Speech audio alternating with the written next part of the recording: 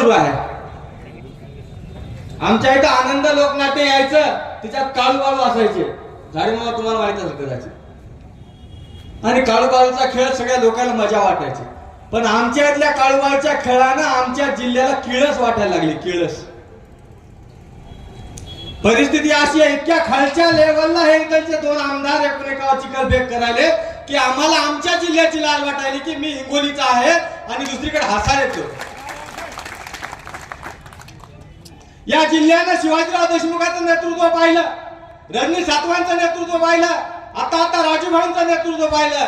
भाऊराव पाटील गोरेगावकर असतील, साहेबराव पाटील गोरेगावकर असतील, साहेबराव देशमुख शेनगावकर असतील, माजी मंत्री दांडगावकर साहेब असतील, माजी मंत्री मुंदडा साहेब असतील, कॉम्रेड विठ्ठलराव नाईक असतील, अशा महत्वाच्या महान नेत्याचा हा जिल्हा।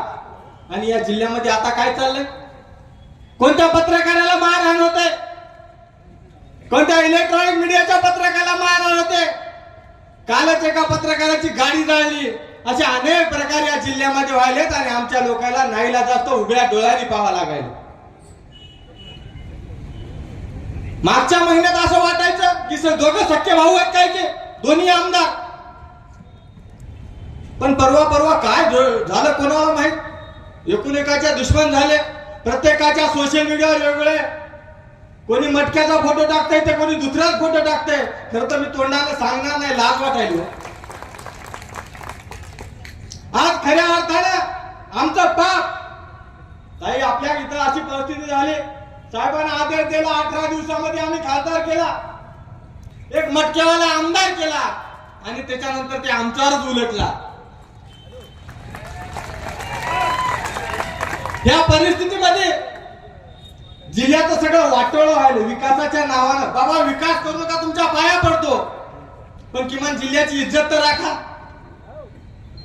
संत नामदेवाचा जिल्हा, औंढा नागनाथाचा जिल्हा, असा पवित्र असलेला हा जिल्हा, या ठिकाणी या लोकांच्या वागण्यामुळं त्या ठिकाणी खरंच किव येते अशा लोकांची। आणि खरं तर मतदार म्हणून आमची आम्हालाच लाज वाटायली, तुम्हाला वाटायली की नाही?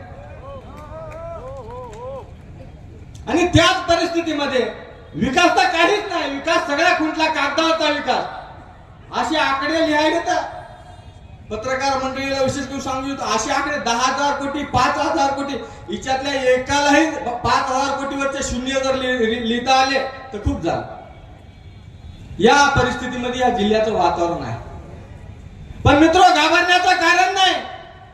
अवघ्या 4 महिन्यामध्ये या राज्याची सत्ता बदलणार आहे। आदरणीय उद्धव साहेबांचे हात आपल्या सर्वांना बळकट करायचे आहे आणि या राज्यामध्ये पुन्हा एकदा कुटुंब प्रमुख म्हणून उद्धव साहेब आपल्याला पाहायचे आहे। खासदाराची ती परिस्थिती अशी आहे, आता पुन्हा सुरू झालं। आता परवाच कोणता तरी बेरोजगार मेळावा घेतला, कोणतं तरी काहीतरी नवीन चालू आहे सोशल मीडिया। आता अशी परिस्थिती आहे मामा, प्रत्येक गावामध्ये 10 बाय 20 बॅनर लागल्या चाललंय, लोक म्हणायचे फोटो कोणाचा आहे, नाही लागला सांगायला लागलं की हे या मतदारसंघाचा खासदार आहे। 5 वर्षामध्ये पट्ट्याचं तोड पाहायला मिळालं नाही, आता पुन्हा सुरुवात झाली।